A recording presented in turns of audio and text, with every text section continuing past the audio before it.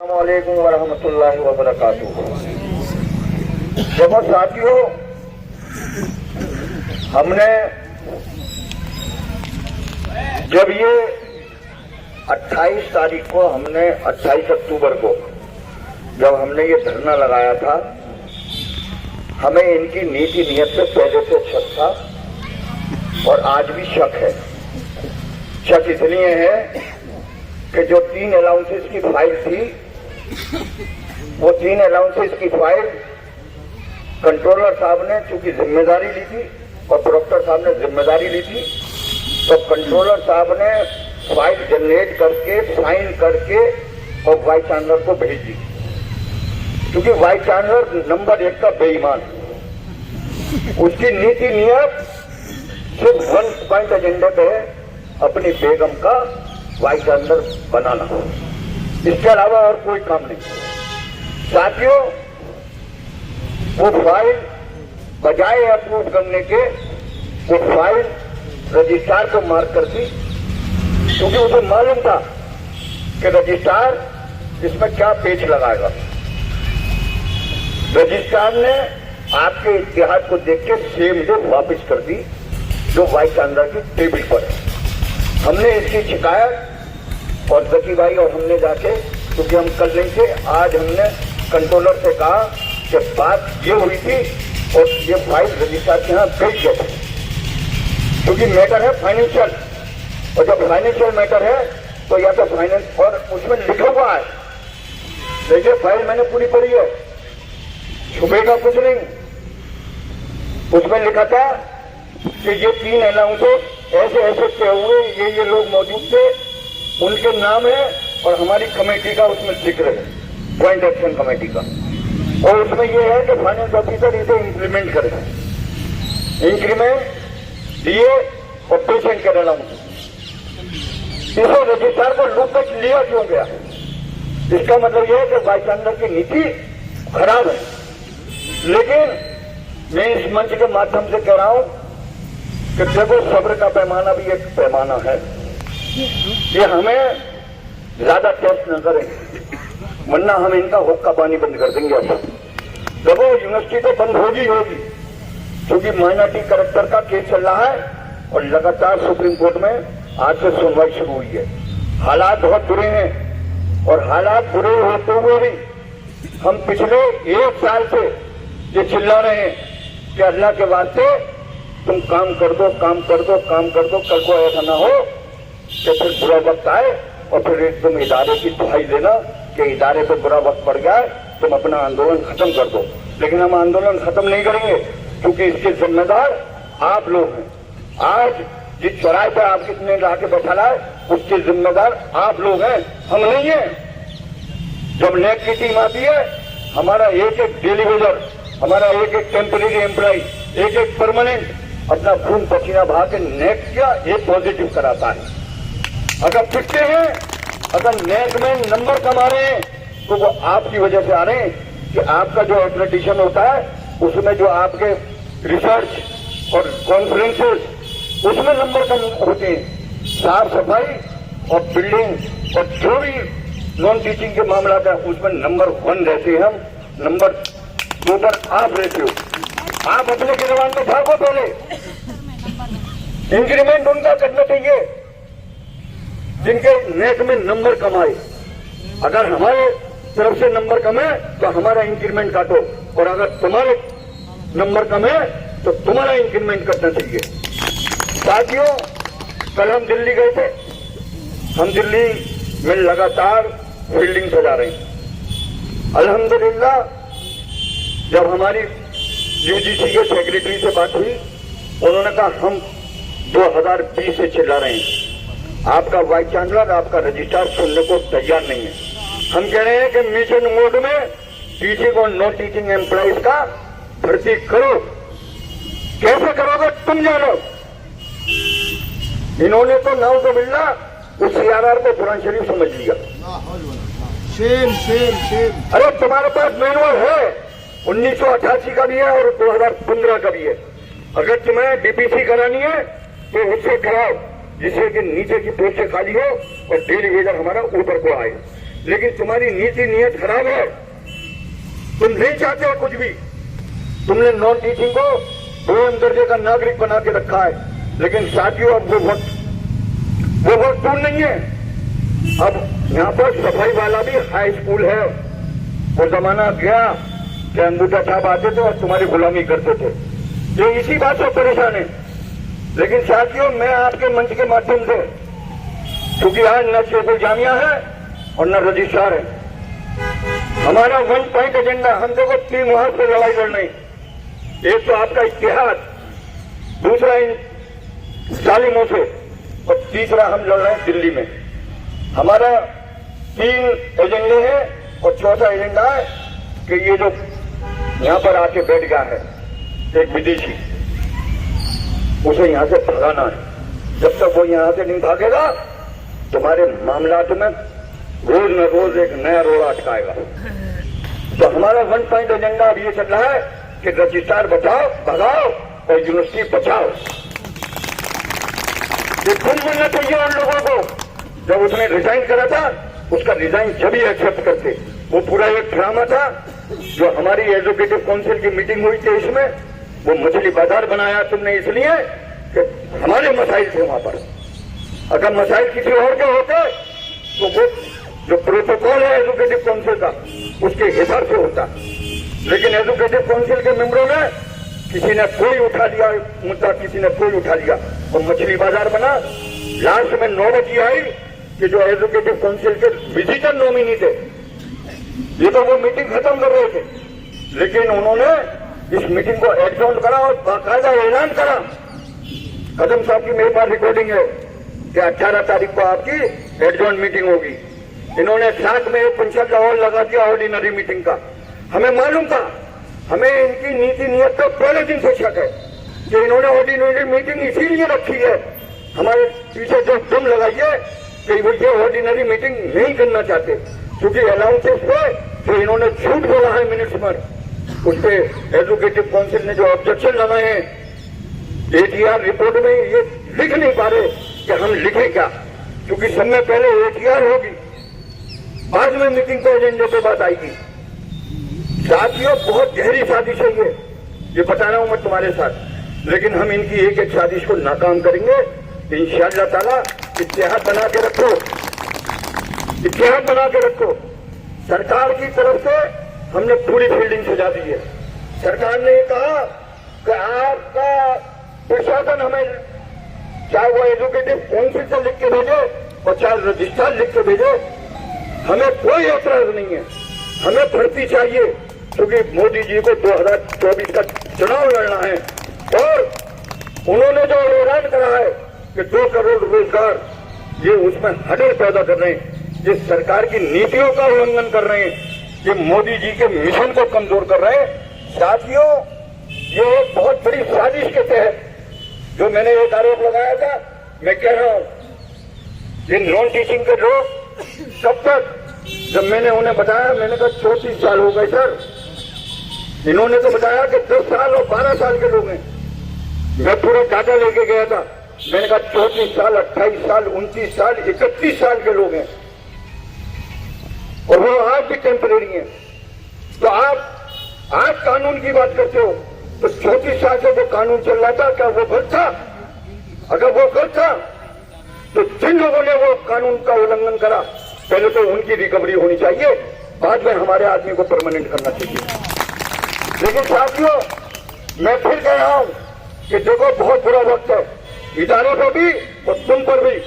अल्लाह के वास्ते इत्तेहाद में कमी मत होने दो। और कल आपने इत्तेहाद में इतनी ठंड होने के बाद भी हमने ये दिखा दिया कि हम में इत्तेहाद है, इत्तेहाद रहेगा, और इंशाअल्लाह ताला कामयाबी हम लेके रहेंगे इंशाअल्लाह ताला। साथियों, दिल्ली की फील्डिंग हमने बहुत बेहतरीन सजाई है, और अल्लाह ने कहा ये मुंह की खाएंगे, ये चढ़ गए हैं। अब जो इस बात का है कि जो लोग, देखिए पिछली बार उमेश कदम जी ने आपके लिए मामला उठाए, इन्होंने मिनिस्ट्री में उनकी कंप्लेंट करी। अब वो आदमी आपकी चाय भी नहीं पीता, वो आपका खाना भी नहीं खाता। शर्म आनी चाहिए। अलीगढ़ मुस्लिम यूनिवर्सिटी का प्रोटोकॉल ये नहीं था। अलीगढ़ मुस्लिम यूनिवर्सिटी मेजबानी में मशहूर थी कि अलीगढ़ मुस्लिम यूनिवर्सिटी में मेहमान नवाजी जबरदस्त तरीके से होती है, लेकिन ये उसको भी तार कर रहे हैं, ये इदारे के भी खिलाफ काम कर रहे हैं।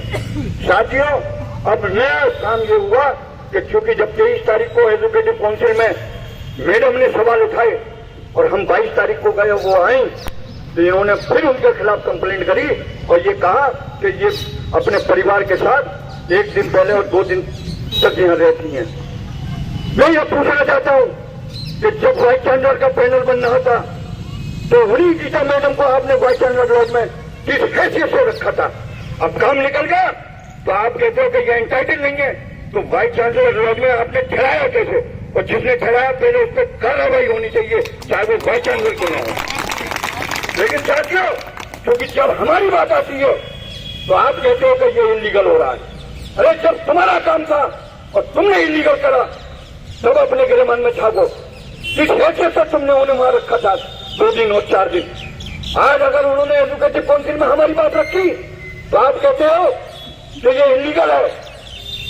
जिसने खाना परोसा पहले उस पर कार्रवाई होनी चाहिए, रूम बनना चाहिए अलीगढ़ मुस्लिम यूनिवर्सिटी के एडमिनिस्ट्रेशन को।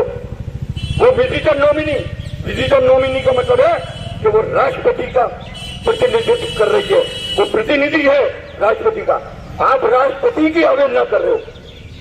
लेकिन शर्म आनी चाहिए कि जब काम अपना था तो आप बीसी लॉज में ठहरा रहे थे और जब काम निकल गया तो आप कह रहे हो कि ये एंटाइटल नहीं है। आप गेस्ट हाउस में ठहराते, वो 5 स्टार की सीनियर प्रोफेसर है, उसका एंटाइटलमेंट 5 स्टार का है। ठहरा 5 स्टार में तो नहीं ठहराते, तो बीसी लॉज में ठहराया तुमने और फिर कंप्लेंट करते हो। रूम बनना चाहिए, शर्म आनी चाहिए।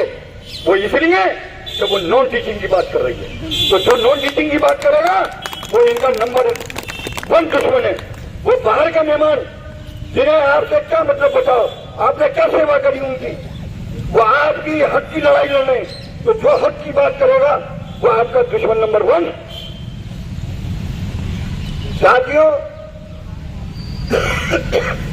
मैं फिर कह रहा हूं कि इसे हल्के में मत लो। मैं पहले दिन से ये बात कर रहा हूं कि ये लड़ाई लंबी है और मुश्किल है, लेकिन इंशाअल्लाह ताला कमेटी न डिगी है, न डिगेगी और न आगे डिगेगी। चाहे हमें 50 बार दिल्ली जाना पड़े, न हम तो आपके आगे थोड़ी बनाएंगे, न चंदा मांगेंगे। जितना अल्लाह ने हमें दिया है इंशाअल्लाह हम सर्व करेंगे। पूरी कमेटी 1-1 रुपया, चाहे 1 रुपया खर्च हो चाहे 10 लाख रुपया खर्च हो, कमेटी आपसे हाथ फैलाएगी नहीं। लेकिन हम आपके मुस्तकबिल को देखना चाहते हैं। हमारा 1 पॉइंट एजेंडा है कि ये जो हमारे एम्प्लॉइज है, चाहे वो टेम्परेरी हो, डेली वेजर हो, इन्हें न्याय मिलना चाहिए। क्योंकि देखो अब नहीं तो कभी नहीं, क्योंकि हालात बहुत खराब हैं, बहुत खराब हैं। और ये तो एक बात कह के निकल लेंगे, हम टेम्परेरी थे निकल लिए। मैं ये बता रहा हूं और इस मंच के माध्यम से कह रहा हूं, ये आदमी यहां रुकेगा भी नहीं, ये वीआरएस लेके भागेगा। आज तक का रिकॉर्ड है। और आज रजी भाई कह रहे थे कि 2 टूक बात कर ली जाए, तो मैंने कहा पहले पूछो उससे कि ये गुलरेज वाइस चांसलर अलीगढ़ मुस्लिम यूनिवर्सिटी सैयद हामिद की सब में खड़ा होना चाहता है या खुशबू साहब के सब में खड़ा होना चाहता है? पहले तो अपना बताए। सैयद हामिद साहब को बुराई की हैसियत से याद किया जाता है और खुशबू साहब को अच्छाई की हैसियत से याद किया जाता है। पहले तो ये तय कराओ इनसे कि ये किसके साथ है। खुशबू साहब की पॉलिसी के साथ है तो हमारा काम कर दो, और सैयद हामिद की पॉलिसी के साथ हो तो तुम यहां से कुर्सी छोड़ के चले जाओ। हो देंगे। जैसे आज 2 दिन के लिए आप गए 9 और 10 तारीख की छुट्टी पे, और Nasir Zameer Qureshi senior most 3 commerce faculty आज वाइस चांसलर है और कल भी वो रहेंगे, तो वो आगे तक भी चलते रहेंगे। लेकिन बात यह है कि जब आप हमारी समस्याओं पर गंभीर नहीं हो तो साथियों आपको कुर्सी छोड़नी पड़ेगी। आप बहाना लगाते हो कि रजिस्ट्रार, अरे रजिस्ट्रार के तुम सबॉर्डिनेट हो, ये रजिस्ट्रार तुम्हारा सबॉर्डिनेट है, किसे डिक्टेशन लोगे? तुमने वाइस चांसलर की कुर्सी के मियार को गिरा के रख दिया, तुम खुशामद कर रहे हो रजिस्ट्रार से। अरे वो तुम्हारी औलाद की बराबर है। पोस्ट में भी तुमसे छोटा। Registrar is a dignified clerk, x officer secretary. आप उससे एजुकेटिव काउंसिल की मीटिंग को कंडक्ट कराते हो। आप सवाल के जवाब, जो सवाल के जवाब आपको देने चाहिए वो रजिस्ट्रार देता है। क्यों? रजिस्ट्रार सिर्फ एजुकेटिव काउंसिल की प्रोसीडिंग को नोट करने के लिए है, और कहीं अगर कानूनी बात आए और अगर कोई एजुकेटिव मेंबर पूछे तो वो जवाब दे। वो सेक्रेटरी है, लेकिन आपने उसे अपने ऊपर मुसल्लत करके रख दिया और उसके बाद हम पे मुसल्लत कर रहे हो। साथियों देखो, इत्तेहाद बहुत जरूरी है, और जो बैठे हुए हैं उन्हें बता देना कि फिर पूछने वाला नहीं होगा तुम्हारा कोई। देखो हमारा कुछ नहीं है, हम तो तुम्हारे लिए दौड़ रहे हैं। हमारा अपना कोई मसला नहीं है, न जकी साहब का, न रेहान का, न आबिद जैदी का, न अमजद का। हम 5 लोग, लेकिन हम ये चाहते हैं कि तुम्हारा मुस्तकबिल संवर जाए, तुम्हारा मुस्तकबिल सेफ हो जाए। लेकिन साथियों, जो लोग सिर्फ ये सोचे बैठे हैं कि मशहूद का होगा तो मेरा भी हो जाएगा, ये बड़ी गलतफहमी में है।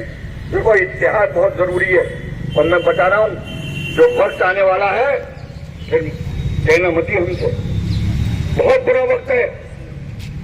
आज सरकार तुम्हारे साथ है, 2024 चुनाव के बाद फिर मत पूछना कि सरकार किसकी और तुम कहां और वो कहां। तुम्हारे पास सिर्फ 1 महीना है, मैं बता रहा हूं, कैलकुलेशन कर लो। मार्च के महीने में अनुपूरक बजट आएगा जो 5-6 महीने के लिए होता है। पार्लियामेंट का सेशन फरवरी में होगा। उसके बाद जैसे अनुपूरक बजट, इंटरिम बजट आएगा आपका, उसके बाद चुनाव की घोषणा हो जाएगी, और फिर हाथ मलते रह जाना। टाइम बहुत कम है, इनकी समझ में नहीं आ रहा है। एक तरफ माइनॉरिटी करेक्टर है और दूसरी तरफ चुनाव है। साथियों बहुत पुलिसराज पर हो, अगर नहीं माने तो फिर सोच लेना। लेकिन हमारा कहना यह है कि जिस तुम इदारे के लिए इतनी मोहब्बत नहीं करते जितना हम लोग करते हैं, चाहे वो सफाई का मामला हो, चाहे पुताई का मामला हो, और चाहे कोई भी मामला हो, सब में पहले हमारा आदमी लगता है, रात दिन एक करता है। वो ये भी नहीं देखता कि 8 घंटे की ड्यूटी हो गई, 10-10 घंटे, 12-12 घंटे वो काम करता है। और जब मजदूरी देने की बात आती है तो तुम कहते हो कि फाइनेंस कमेटी का तुम हर चीज को हमारे ऊपर मुसल्लत करे जा रहे हो। फिर ऑटोनोमस बॉडी क्या रह गई? अरे ऑटोनोमस बॉडी ये थी कि एजुकेटिव काउंसिल ने जो फैसला कर दिया वो लब्बैक। गवर्नमेंट का ऑर्डर जो डीए का आता है, जब तक एजुकेटिव काउंसिल उसे पास नहीं करती, एडॉप्ट नहीं करती, वो तुम पर लागू नहीं होता डायरेक्ट। इतनी सी बात इस रजिस्ट्रार की समझ में नहीं आ रही है, क्योंकि रजिस्ट्रार न जानता है और न मानता है। ऐसे रजिस्ट्रार को यहां से विदा ले लेनी चाहिए। भैया तू पीडीसी में जा, और रंगरूटों की भर्ती जब होती है, क्योंकि 69,000 पोस्टें भरी जा रही हैं उत्तर प्रदेश सरकार में, तो उनकी ट्रेनिंग दीजो और बेहतरीन पुलिस वाला बनियो। लेकिन यहां इन गरीब मजलूमों पर तू अपना जो अत्याचार कर रहा है उससे तू अपना गौर कर, और यहां से अपना भैया बोरिया बिस्तरा संभाल, और उत्तर प्रदेश सरकार में आईपीएस कैडर यूपी गवर्नमेंट का है उसे संभाल, जो जिम्मेदारी है वो निभाओ। लेकिन ये हालात, आज ये पोजीशन आ गई है कि 1000 से ज्यादा फाइलें रखी हुई हैं, फाइलों का डिस्पोज नहीं हो रहा। आज शुरूर आलम ने कम से कम 400 फाइलें निकाली हैं। अरे उसी को सीख लो शुरूर आलम से कि एक दिन में 400 फाइलें कैसे निकाल दी। तुम 4 फाइलें निकालने में तुम्हारा दम निकल रहा है। सिर्फ कुत्ते पाल लिए, कुत्तों से ज्यादा मोहब्बत है बनिस्बत इंसानों से। क्यों? साथियों बहुत बुरा वक्त है, हम जद्दोजहद कर रहे हैं, करते रहेंगे। दिल्ली की आप फिक्र न करो बिल्कुल भी। दिल्ली में हमने बहुत अच्छी बिल्डिंग फैला दी है। मैच तो शुरू हो दो, वो यही तो करें कि मैच शुरू कराओ, आप एजुकेटिव काउंसिल से पास कराओ, आपने 6 महीने लगा दिए एजुकेटिव काउंसिल में, हम 6 दिन नहीं लगाएंगे। और जो आपको करना है आप करो, आप हमें भेजो। हमने तो आज कहा कि हमारे कर्मचारियों से अंडरटेकिंग ले लो कि अगर सरकार आपकी पॉलिसी को अलाउ न करे तो हमारे कर्मचारी वापिस आ जाएंगे। लेकिन आप काम तो करो, आप काम करने को तैयार नहीं हो, आप समझ ही नहीं रहे। ये नहीं है कि मौजूद परमानेंट हो जाएगा, बात यह है कि पोस्टें तुम्हारी कहां चली जाएंगी। 1740 पोस्टें तुम्हारी आज खाली हैं और 1288 आदमी तुम्हारे काम कर रहे हैं। तकरीबन 3100 पोस्टें तुम्हारी सीज हो जाएंगी। तुम्हें इस बात का एहसास नहीं है, तुम्हें ये बिल्कुल ही नहीं है एहसास। तुम 3 पोस्टें नहीं ला पाए और 3000 पोस्टें तुम गिरवी रख दे रहे हो। साथियों, बहुत बुरा वक्त है। अल्लाह से दुआ करो, अल्लाह इस इदारे पे अपना रहमो करम करे और जो माइनॉरिटी करप्टर का हमारा मुकदमा चल रहा है, अल्लाह उसमें कामयाबी अता फरमाए और साथ के साथ आप लोगों को भी कामयाबी अता फरमाए। अल्लाह हाफ़िज़। देखिए, जैसे हमारी मैडम से बात हुई और लोगों से बात हुई है, एजुकेटिव काउंसिल के मेंबरों से बात हुई है, मीटिंग 18 तारीख को होगी और अगर 18 को नहीं होगी तो ये फैसला उनका होगा कि 18 को मीटिंग नहीं होगी। अगला फैसला हमारा होगा कि जब हम नहीं तो तुम नहीं।